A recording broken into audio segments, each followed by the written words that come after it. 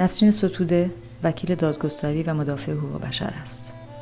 نسرین ستوده در طی سالهای وکالت خویش از حقوق بسیاری از زندانیان سیاسی و کودکان محکوم به اعدام دفاع کرده است. نسرین ستوده بیش از 2 سال است در زندان به سر میبرد.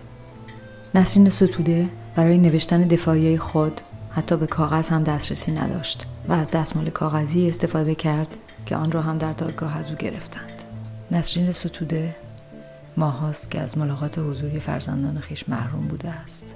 مهراوه دختر 12 ساله نسرین ستوده از چند ماه پیش ممنوع الخروج شده است. نسرین ستوده برای اعتراض به شرایط حبس خود و دفاع از حقوق دخترش مهراوه بیش از 2 هفته است که دست به اعتصاب غذا زده است. نسرین میگوید اعتصاب غذا معامله نیست، بلکه فرد به جایی میرسد که دیگر باید فریاد بزند. نسرین ستوده یکی از هزاران زندانی سیاسی عقیدتی ایرانی است. فراموشش نکنیم.